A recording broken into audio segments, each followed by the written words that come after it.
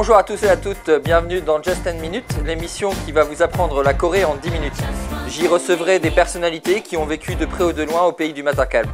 Nous parlerons de leur travail, de leurs expériences, mais aussi de leur amour en Corée.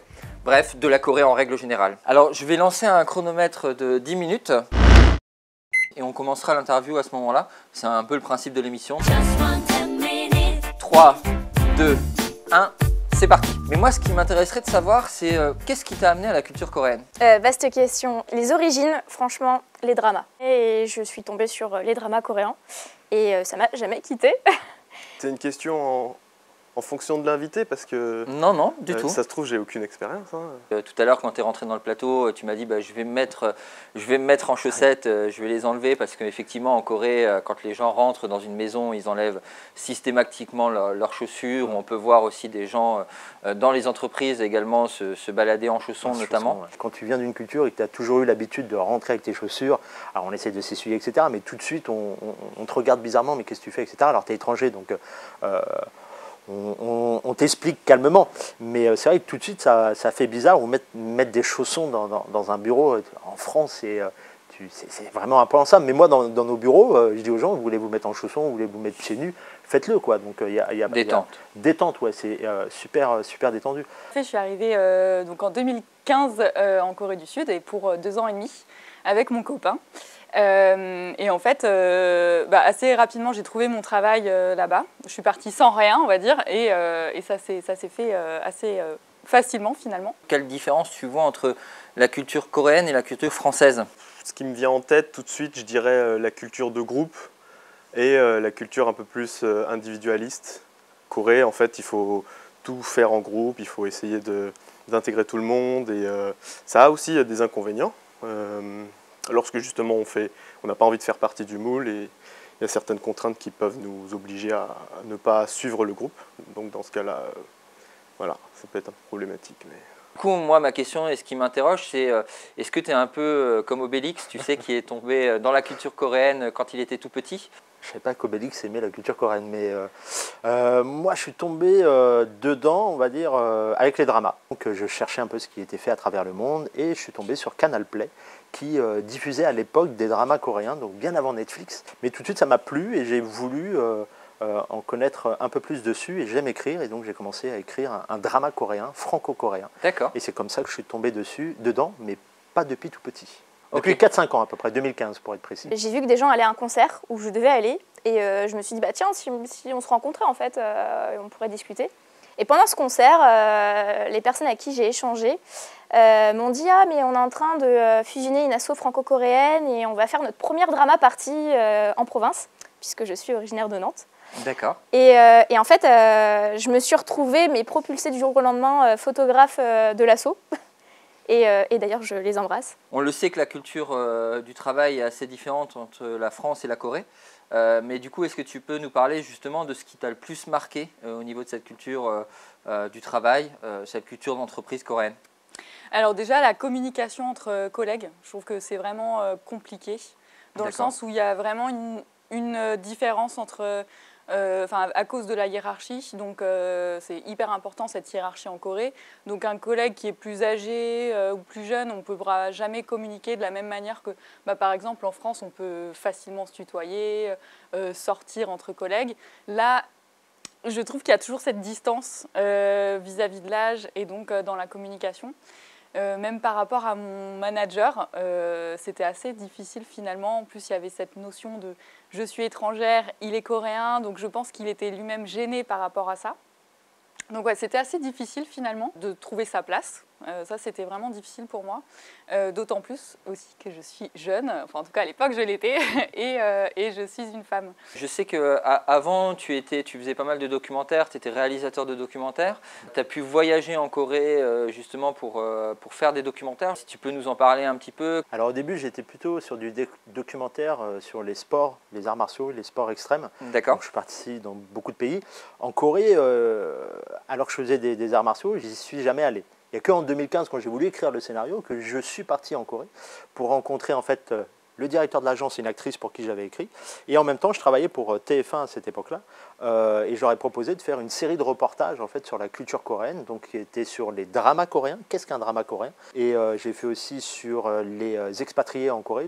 Et après, par la suite, en 3-4 ans, on a fait une cinquantaine de documentaires différents sur la nourriture, sur les gens. Et moi, ce que j'aime, c'est parfois aller voir des gens, discuter avec eux et filmer un peu l'authenticité de ça. Mais en même temps, je suis entouré de beaucoup de gens qui m'aident, parce que je ne connais pas tout de la culture coréenne, ça serait présomptueux, voilà, tout à fait.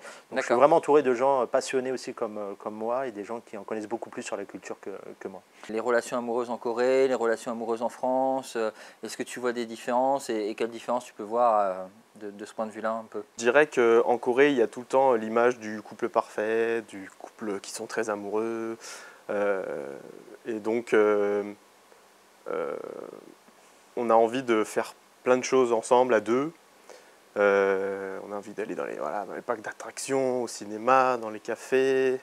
Il y a cette image dans la culture coréenne où le couple est fusionnel. Donc, il y a aussi donc le pendant de ça. Le côté négatif, c'est que ça peut poser un petit peu de problème à l'un ou à l'autre du membre du couple, quand ils veulent avoir un peu d'indépendance, quand par exemple le copain il veut sortir avec ses amis, etc.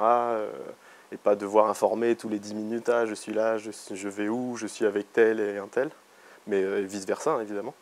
Est-ce que dans la culture du travail, tu as ressenti justement cette différence homme-femme qui existe aussi en France, mais si tu peux nous en parler sur la Corée, de cette différence que tu as peut-être pu ressentir?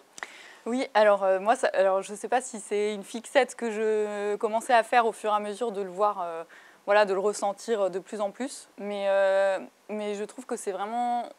On sent vraiment le décalage encore entre la place de la femme et la place de l'homme qui ne sont pas du tout, pour moi, à égalité à l'heure actuelle. Évidemment, au sein de l'entreprise, du milieu de l'entreprise, il y a des décalages salariales assez impressionnants. Parce que s'il y a un truc qui rapproche les Français des Coréens, c'est bien l'amour de la cuisine. Et en fait, ce qui était très drôle, c'est qu'on était dans une grande table, et moi, en fait, juste avant moi, il y a une copine française qui dit quoi? Il y a encore un autre plat? Et en fait, moi en écho, juste 2 secondes après, je fais quoi? Il y a encore un autre plat? Et ils étaient là genre, ah non, mais il y a 3 plats. Et alors, dans ces moments-là, c'est délicat parce que on peut pas refuser quelqu'un qui nous fait à manger avec amour, et voilà. Et du coup, on s'est forcé à manger. C'était délicieux, hein.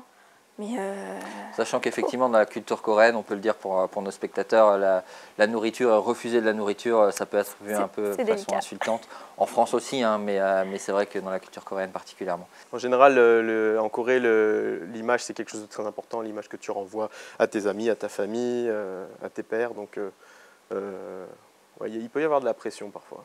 Alors moi, en fait, j'ai toujours souhaité, et puis j'ai pour objectif justement d'aller et venir de Corée en France. Je souhaiterais travailler ou avoir une activité qui me permet d'aller sans cesse de Corée en France. Une partie de moi coréenne, qui est une autre partie qui est française, donc je ne me verrai jamais vivre que dans un seul pays. Entre Paris et Séoul, si demain tu devais choisir une ville, tu choisirais laquelle? Je n'ai pas vécu assez longtemps à Séoul pour me dire j'ai envie d'y faire ma vie, ou en tout cas d'y rester très longtemps.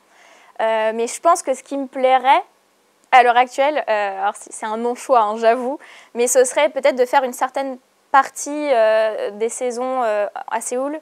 Dans l'idéal, au printemps, il y a les feux en cerisier, choses comme ça, et puis l'air est beaucoup plus doux, et l'automne, et puis l'hiver et l'été plutôt à Paris.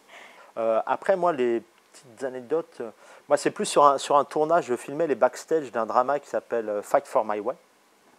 Et je suis arrivé sur le lieu de tournage en train de filmer et évidemment le seul blanc, là on me regarde super bizarrement, mais qu'est-ce qu'il fout là, qu'est-ce qu'il veut, etc. Donc je venais évidemment avec l'équipe de KBS, que c'était un drama de KBS. Donc je commence à installer mon matériel, personne ne me calculait, au contraire c'est mets-toi sur le côté, etc. Et en fait il y a un acteur qui finit une scène et cet acteur sort et dit Christophe. Ouais, qui connaît mon prénom?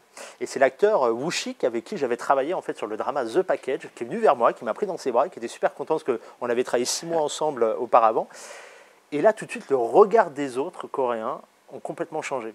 Et là, pendant toute la journée du tournage, les acteurs, la réalisatrice, comment ça va, tu veux quoi, etc. Alors Kouchik n'avait pas encore fait Parasite encore, mais voilà. Mais il était déjà un peu connu. Et il était déjà un peu connu et très gentil d'ailleurs. Intéressant. Est-ce que tu as encore un peu un lien avec la Corée ou est-ce que à l'heure actuelle la Corée est devenue quelque chose de très lointain?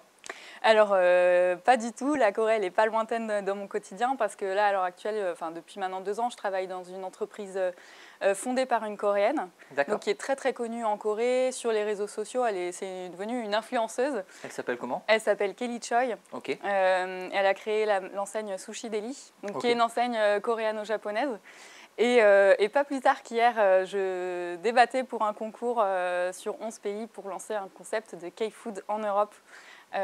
Donc on croise les doigts pour que tout le monde puisse manger coréen un peu partout en Europe. Ne serait-ce que juste être installé soit en France ou en Corée et aller juste en vacances pendant l'été dans l'autre pays. Moi je voudrais vraiment à terme y aller tous les 3 mois. Que pour tous ceux qui sont déjà un peu fervents de cosmétiques, de K-beauty, de soins de la peau, parce qu'en fait la K-beauty c'est pas le make-up, c'est d'abord, et ça vous le verrez, la peau, le soin de la peau. Mais d'ailleurs, ceux qui sont néophytes, qui ne connaissent rien à la K-beauty, ça peut être un bon début sur cette émission. La beauté coréenne, alors Tout c'est à vrai fait. que moi la beauté coréenne, ça ne me parle pas du tout. On a dépassé notre temps de quelques secondes, donc je te remercie en fait de cette première émission qu'on a pu tourner ensemble. Avec plaisir. Et il y a un village qui s'appelait Gampo. Et en fait, moi, ça m'a assez marqué parce que ma famille maternelle vient du Portugal. Et il y a un petit village, le village d'origine, ça s'appelle Campo, là-bas. Et en fait, j'ai retrouvé pas mal de similitudes, puisque c'était 2 villages totalement perdus dans la Cambrousse. et j'ai trouvé ça hyper authentique et beau à voir, en fait, cette partie de la Corée. D'accord. C'était vraiment bien. Et puis je parle toujours coréen avec ma mère, avec mes amis français qui parlent coréen, avec les Coréens à Paris et en France. Mais je te remercie en tout cas des réponses que tu as pu apporter, ton éclairage aussi en tant que franco-coréen. Il ne faut pas tirer de conclusion sur ce que moi je peux vivre, ce que toi tu as pu vivre en Corée ou d'autres.